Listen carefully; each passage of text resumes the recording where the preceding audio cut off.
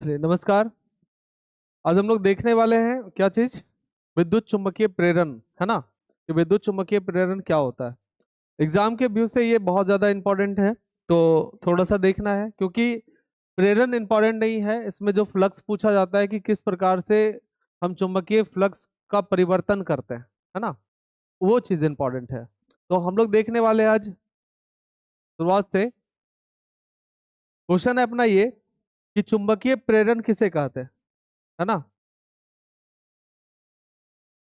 चुंबकीय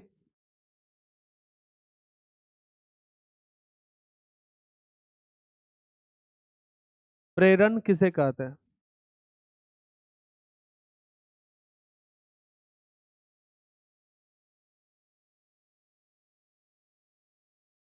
चुंबकीय प्रेरण कहते किसको है ना। तो हम लोग यहाँ पे क्या कर सकते हैं, चुंबकीय प्रेरण पे, चुंबकीय प्रेरण में हम कह सकते हैं, चुंबकीय प्रेरण की जो घटना को अंजाम दिया था वो किसने दिया था। माइकल फेराडे ने। किसने दिया था। माइकल फेराडे ने दिया था। कब दिया था, 1830 ईस्वी में। कब दिया था, 1830 ईस्वी में। तो उनके द्वारा ये प्रयोग किया गया, और इस प्रयोग के दौरान हमें यह पता चला कि जब हम किसी कुंडली के सापेक्ष किसी क्षण चुंबक का आपेक्षिक वेग करवाते हैं, कौन सा वेग करवाते हैं, आपेक्षिक वेग करवाते हैं, तो आपेक्षिक वेग करवाने के क्रम में हमें धारा प्राप्त होती है, जिसे प्रेरित धारा कहा जाता है। क्या कहा जाता है, प्रेरित धारा कहा जाता है। किंतु हमें डेफिनेशन करना है, तो हम यहाँ पे लिखेंगे इस बात को कि जब किसी कुंडली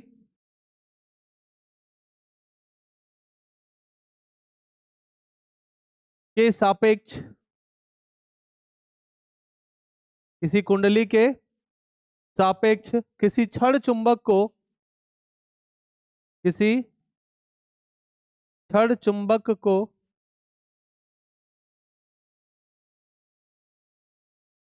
गति कराई जाती है, गति कराई जाती है,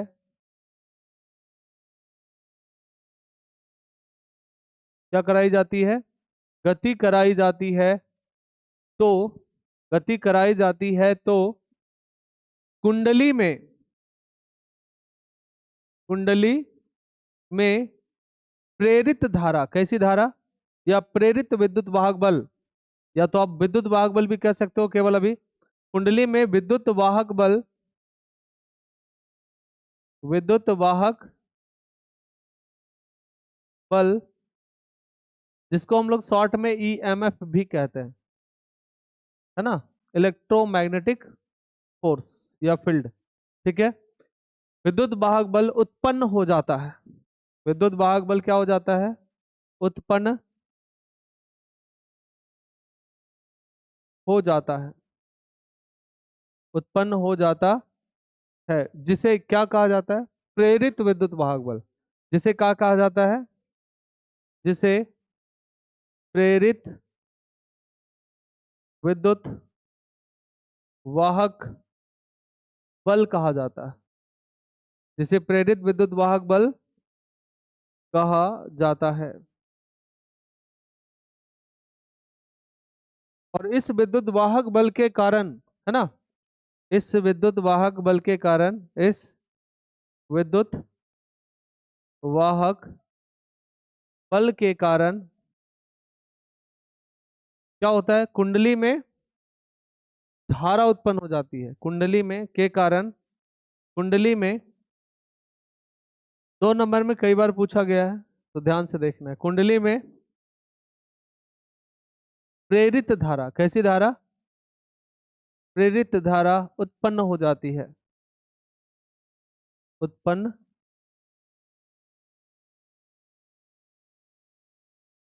हो जाती है, जिसे क्या कहा जाता है, चुंबकीय प्रेरण कहा जाता है। चुंबकीय प्रेरण कहा जाता है, जिसे क्या कहा जाता है, चुंबकीय प्रेरण कहा जाता है। अब चुंबकीय प्रेरण कैसे हुआ, हम यहाँ पे इसे देख भी सकते हैं। क्या कर सकते हैं, देख भी सकते हैं। जैसे मान लीजिए कि किसी क्षण चुंबक को इधर नॉर्थ हो, इधर क्या हो, साउथ हो। इसके जस्ट बगल में एक कुंडली रखा हुआ है ऐसा, ठीक है।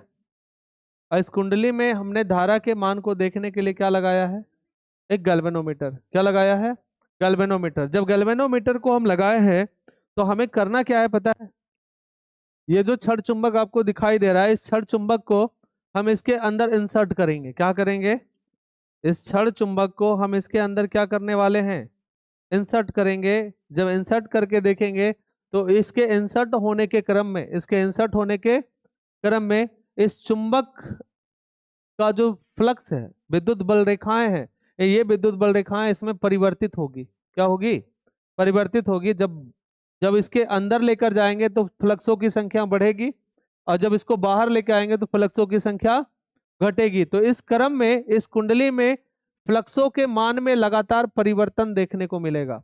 इस क्रम में फ्लक्सों के मान में लगातार क्या देखने को मिलेगा, परिवर्तन देखने को मिलेगा। जब ये परिवर्तन होगा इसके अंदर, तो इस कुंडली में प्रेरित विद्युत वाहक बल उत्पन्न हो जाएगा, यानी कि ईएमएफ। क्या उत्पन्न हो जाएगा, ईएमएफ उत्पन्न हो जाएगा। और ये ईएमएफ क्या करेगा, इस कुंडली में जो मुक्त इलेक्ट्रॉन की संख्या है, यानी कि मुक्त इलेक्ट्रॉन है जो कि अंडसंड गति कर रहे हैं। कौन सी गति कर रहे हैं, अंडसंड गति कर रहे हैं। ये इलेक्ट्रॉन सारे इस विद्युत वाहक बल के कारण प्रेरित हो जाएंगे और ये इस कुंडली में चलना शुरू कर देंगे किसी एक निश्चित दिशा में। और जब ये निश्चित दिशा में चलना शुरू कर देंगे तो इससे आई धारा प्रवाहित होने लगेगी, आई धारा प्रवाहित होने लगेगी। और इसका विक्षेप हमें कहाँ देखने को मिलेगा, गैल्वेनोमीटर में। कहाँ मिलेगा, गैल्वेनोमीटर में। तो इसके फ्लक्स के परिवर्तन के कारण जब हमने इस चुंबक को इसके सापेक्ष गति करवाया, इसके सापेक्ष क्या करवाया, गति करवाया, तो इसमें लगातार फ्लक्सों के मान में परिवर्तन देखने को मिला। लगातार फ्लक्सों के मान में क्या देखने को मिला, परिवर्तन देखने को मिला। और इसके परिवर्तन के कारण इस कुंडली में क्या उत्पन्न हो गया, प्रेरित विद्युत वाहक बल। कौन सा बल, प्रेरित विद्युत वाहक बल। जो ये एमएफ आपको दिखाई दे रहा है इसको ही बोलते हैं प्रेरित विद्युत वाहक बल। प्रेरित विद्युत वाहक बल, प्रेरित विद्युत वाहक बल। और जैसे ही प्रेरित विद्युत वाहक बल उत्पन्न होता है, जो यहाँ पे धारा हमें बहते हुए दिखती है, इसको बोलते हैं प्रेरित धारा। कैसी धारा, प्रेरित धारा। और इसका विक्षेप यहाँ पे देखने को मिलता है, विक्षेप यहाँ देखने को मिल जाता है। तो हम कह देते हैं कि यहाँ से क्या प्रवाहित हो रही है, धारा प्रवाहित हो रही है। क्या प्रवाहित हो रही है, धारा प्रवाहित है। तो उम्मीद करते हैं कि ये टॉपिक समझ में आया होगा। क्लियर है। अब आते हैं हम लोग, देखते हैं यहाँ पे एक प्रेक्षण। क्या देखते हैं, एक प्रेक्षण। जो प्रेक्षण किया गया किसके किसके द्वारा, तो आपसे बोलता है क्वेश्चन में, क्वेश्चन आपसे ये कह सकता है कि फेराडे तथा हेनरी के प्रयोग को लिखे। फेराडे तथा हेनरी के प्रयोग को लिखे।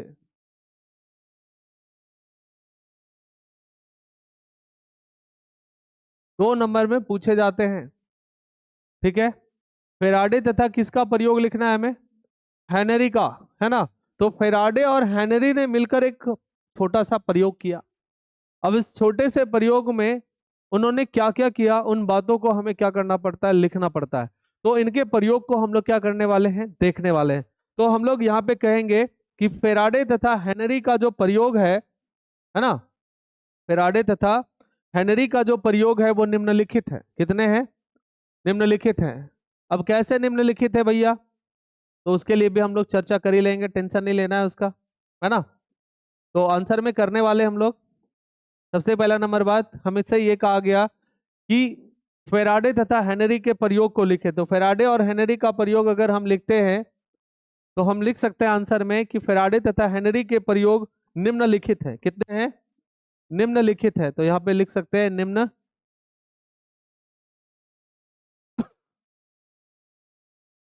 है या निम्नलिखित है, कोई दिक्कत।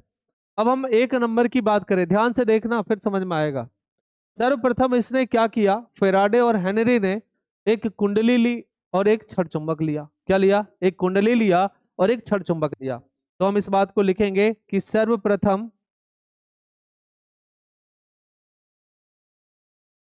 एक कुंडली जिसमें धारा बहती है ना, सर्वप्रथम एक कुंडली तथा एक छड़ चुंबक को, किसको?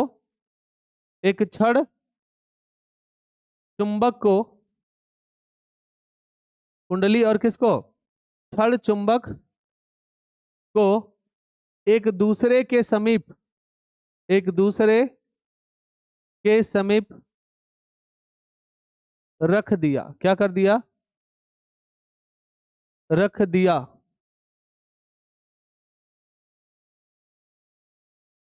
क्या कर दिया? रख दिया। कैसे रखा? चलो दिखाते हैं। ध्यान से देखना है और सीखने का प्रयास करना है। यहां पे एक छड़ चुंबक था जिसका एक ध्रुव नॉर्थ और दूसरा ध्रुव क्या था? साउथ था। जस्ट इसके बगल में एक कुंडली को रख दी गई। किसको रख दी गई? कुंडली को। और कुंडली में लगा दिया गया था गैल्वेनोमीटर। क्यों? क्योंकि इससे धारा प्रवाहित होती है या नहीं होती है, इसके मान को पता करने के लिए यहाँ पे कुंडली रखा गया, यानी कि धारा मापी लगाया गया। ये जो लगा हुआ है वो क्या है? धारा मापी है। ध्यान से देखिए आगे। अभी ये दोनों स्थिर अवस्था में है। ये कैसे अवस्था में है? स्थिर अवस्था में है या स्थिर हैं, आप लिख सकते हो। ये भी स्थिर है और ये भी क्या है? स्थिर है। कि इन दोनों के मध्य आपेक्षिक वेग नहीं करवाया गया। पहले कंडीशन में इन दोनों के बीच आपेक्षिक वेग नहीं करवाया गया। जब इन दोनों के बीच अगर आपेक्षिक वेग नहीं करवाया गया, एक मिनट,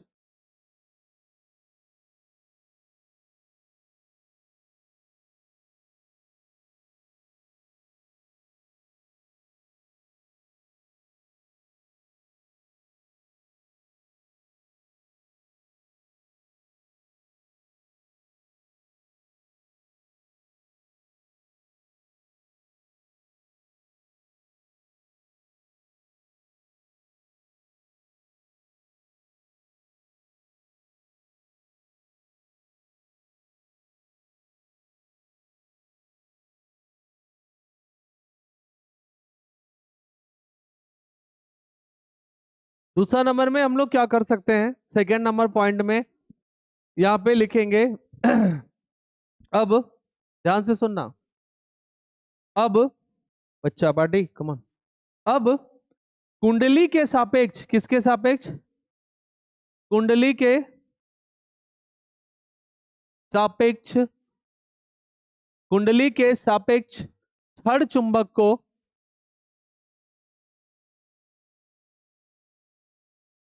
छड़ चुंबक को गति कराने पर, क्या करने पर?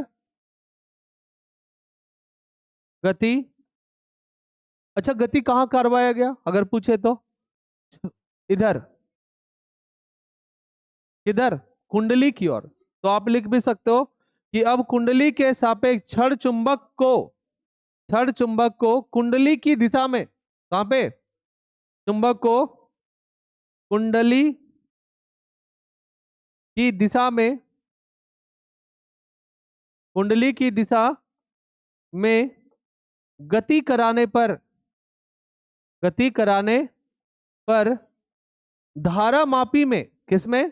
धारा मापी में, यानी कि धारा मापी में विक्षेप उत्पन्न हो जाता है।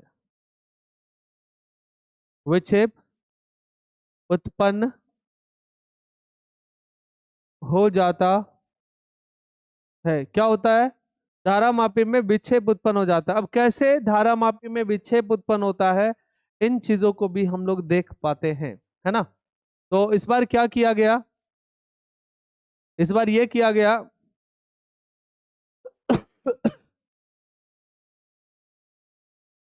ध्यान से देखना है।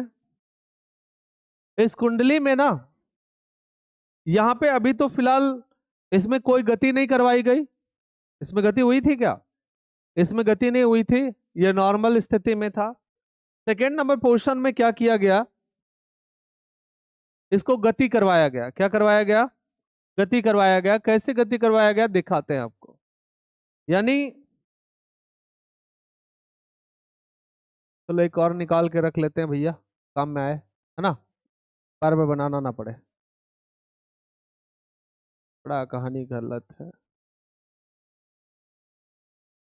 चलो देखो, यहां पे इस बार क्या किया गया, अब की बार इस कुंडली के सापेक्ष, किसके सापेक्ष? इस कुंडली के सापेक्ष चुंबक को गति करवाया गया। किसको गति करवाया गया? चुंबक को गति करवाया गया। ऐसे इधर, किधर की ओर? कुंडली के अंदर। कहां पे? कुंडली के अंदर। जब कुंडली के अंदर चुंबक को गति करवाया गया तो भाई चुंबक अगर यहां रखल रहता है तो चुंबक में क्या निकलता है? फ्लक्स। चुंबक में क्या निकलता है? फ्लक्स। ऐसे करके फ्लक्स को की संख्या बहुत सारी होगी, होगी कि नहीं होगी? तो फ्लक्सों की संख्या यहाँ पे बहुत सारा दिखेगा। इसके फ्लक्स इधर भी होंगे, कुछ ऐसे भी होंगे, नहीं होंगे? कुछ ऐसे निकलते हुए जाएंगे और भी कुछ ऐसे होंगे।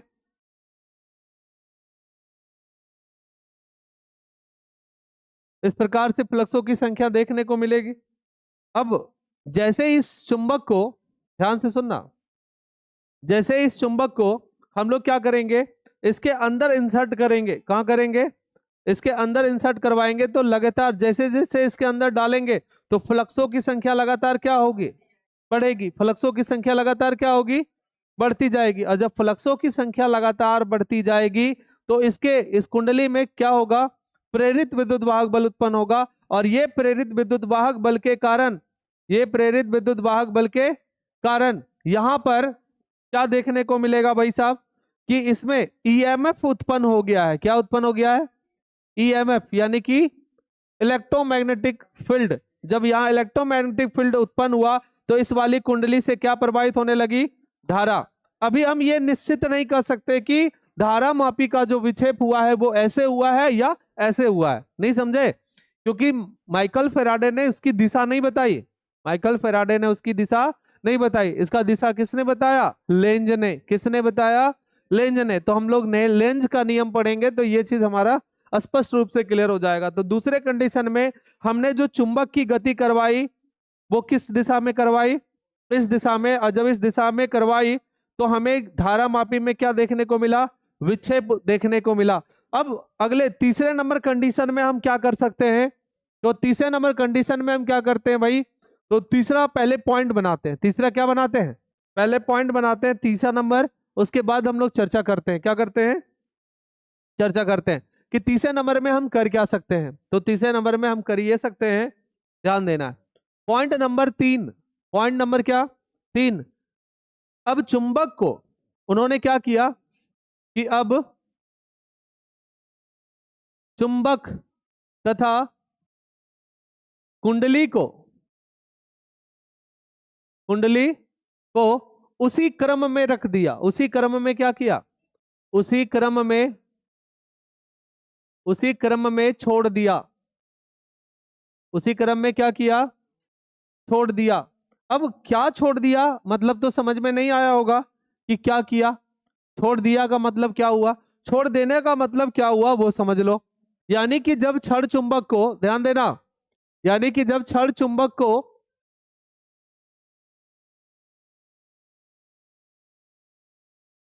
यानी कि जब क्षण चुंबक को इसकी और गति करवाई गई ना, तो गति करवाने के क्रम में चुंबक को यहीं छोड़ दिया। जब फ्लक्सों के मान में लगातार परिवर्तन हो रहा था, फ्लक्सों के मान में क्या हो रहा था? लगातार परिवर्तन हो रहा था। जैसे इसको यहीं पे छोड़ दिया गया तो फ्लक्स में किसी भी प्रकार का परिवर्तन देखने को नहीं मिला। नहीं मिलने का मतलब क्या? अपनी कुंडली ये वाली होगी, है ना। और जब इस तरह से हम चुंबक को छोड़ देंगे, इस तरह से चुंबक को क्या करेंगे? इसी के नजदीक छोड़ देंगे।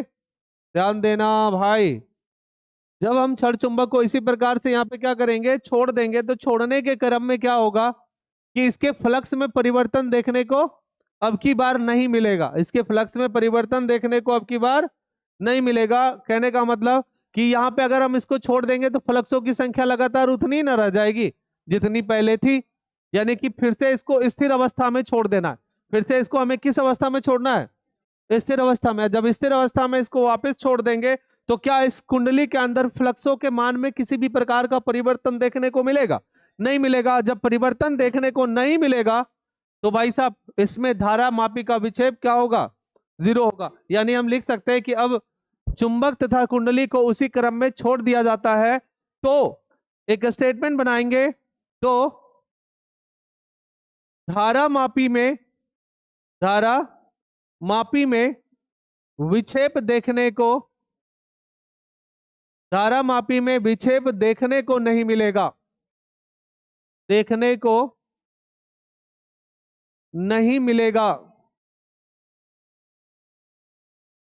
धारा मापी में विक्षेप देखने को नहीं मिलेगा। कब? जब इन दोनों को अस्थिर अवस्था में छोड़ देंगे तब। अब चौथा नंबर पॉइंट क्या बन सकता है? तो चौथा नंबर पॉइंट में हम लोग लिख सकते हैं 4 नंबर पॉइंट, और 4 नंबर पॉइंट करके लिखेंगे यहां पे कि जब चुंबक को, किसको? चुंबक को कुंडली से दूर की दिशा में, यानी कि कुंडली से दूर की ओर गति कराई जाती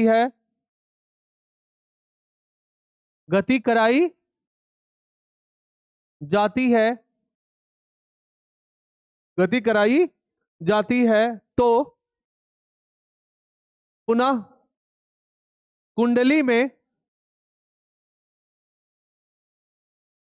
कुंडली में फ्लक्सों का परिवर्तन होता है। कुंडली में क्या होता है? फ्लक्सों का परिवर्तन होता है। कुंडली में पुनः फ्लक्सों का क्या होता है? परिवर्तन होता है, और धारा मापी में विक्षेप देखने को मिलता है, और धारा मापी में विक्षेप देखने को मिलता है,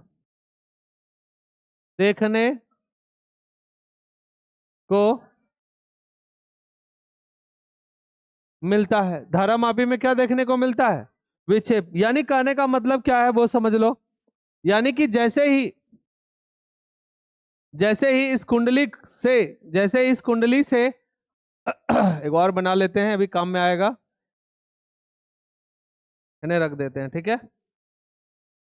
यानी कहने का मतलब क्या है कि जैसे ही हम इस कुंडली के माध्यम से, यानी कि कुंडली से क्या करेंगे भाई, इसको डिलीट करने दो पहले, इसको लेके आते हैं और इसका भी एक क्लोन बना लेते हैं, काम में आएगा अभी।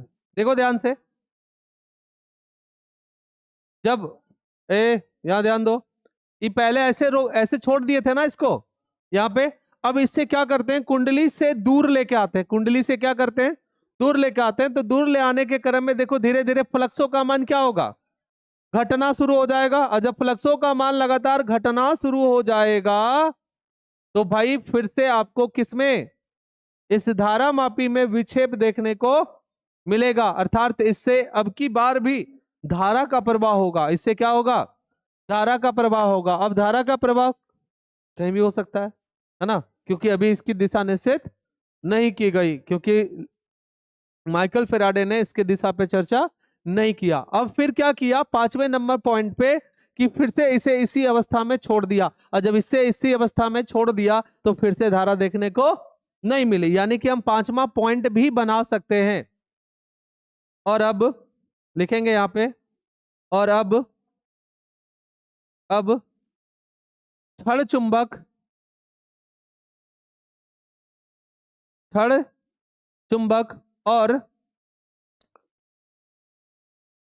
छड़ चुंबक को और कुंडली को पुनः उसी अवस्था में, या अवस्था ही लिख दो, पुनः उसी अवस्था में छोड़ देते हैं। पुनः उसी अवस्था में क्या करते हैं? छोड़ देते हैं। तो धारा मापी का विक्षेप क्या हो जाता है? धारा मापी का विक्षेप शून्य हो जाता है, धारामापी का विक्षेप क्या हो जाता है, शून्य हो जाता है। चलो सबसे पहले लिख देंगे शून्य हो जाता है, कैसे होता है वो दिखाते हैं आपको, पहले इसको डिलीट करने दो। यानी कहने का मतलब क्या है कि आपको जो ये चीज दिखाई दे रही है, जब हम लोग इसको खींचते हैं तो यहाँ पे क्या होता है, फ्लक्सों के मान में घटा होता है, और जब फ्लक्सों के मान में परिवर्तन देखने को मिलता है, वापिस हम इसको हम क्या करते हैं, वहीं पे छोड़ देते हैं, स्थिर अवस्था में ही यहाँ पे क्या करते हैं, छोड़ देते हैं। उसके बाद इसके साथ आपेक्षिक गति नहीं करवाते हैं, इसके साथ आपेक्षिक गति नहीं करवाते हैं। तो इस क्रम में आप यहाँ पे जो धारा मापी लगा पड़ा हुआ है, इस धारा मापी में जो विक्षेप देखने को मिलेगा वो कितना मिलेगा, 0 मिलेगा। अर्थात हम यहाँ पे इस बात को लिख सकते हैं कि धारा मापी का विक्षेप शून्य प्राप्त होगा। कब होगा, शून्य प्राप्त होगा। अतः इन दोनों के प्रयोग से हमने यह निष्कर्ष निकाला, हम इन दोनों के प्रयोग से यह निष्कर्ष निकाला हमने कि जब भी इस कुंडली के सापेक्ष जब चुंबक को गति करवाते हैं तभी जाकर इस धारामापी में विक्षेप देखने को मिलता है। अब गति दो तरह से करवाते हैं, या तो उसके नजदीक लेके जाते हैं या तो इससे दूर लेके आते हैं। तो जब भी हम इसके नजदीक लेकर गए तब ईएमएफ उत्पन्न हुआ, जिसके कारण धारामापी में विक्षेप देखने को मिला। अब उसी अवस्था में छोड़ दिए अस्थायी रूप में, यानी नजदीक ले जाके चुंबक को छोड़ दिए, फिर से धारामापी का जो विक्षेप देखने को मिला वो क्या मिला, 0 देखने को मिला। धारामापी का विक्षेप देखने को क्या मिला, 0। अब पुनः फिर से हमने इस कुंडली को इस दिशा में गति करवाया, इस दिशा में क्या करवाया, गति करवाया। तो गति करवाने के क्रम में फिर से फ्लक्सों के मान में लगातार परिवर्तन देखने को मिला और गैल्वेनोमीटर का विक्षेप फिर से दिखाई दिया, फिर से गैल्वेनोमीटर का विक्षेप दिखाई दिया। यानी कहने का मतलब, सॉरी ये स्थिर अवस्था में था ना, कब, सॉरी इसको जब पीछे लाते हैं तब, यहाँ पे थोड़ा थोड़ा कहीं मिटाना पड़ेगा क्योंकि हमने जो क्लोन तैयार किया है उसमें सब जगह स्थिर लिखा हुआ है ना। यहाँ पे ये गति में है, यहाँ पे ये स्थिर में है, और यहाँ पे ये गति में है। किस में है, गति में, तो ये मिटेगा और ये स्थिर में है। ठीक है, देखा, यानी कि हम लोग क्लोन बना के आगे चल रहे थे। तो उम्मीद करते हैं कि ये टॉपिक क्लियर होगा। बोलिए, कोई दिक्कत है, उम्मीद करूं समझ में आया। तुम लोग ही बोल सकता है कोई दिक्कत नहीं है, क्लियर है। चलिए तो रहने देते हैं यहीं तक आज। ओके, मिलते हैं फिर अगले नेक्स्ट क्लास में। आज के लिए बस इतना ही, बाय बाय।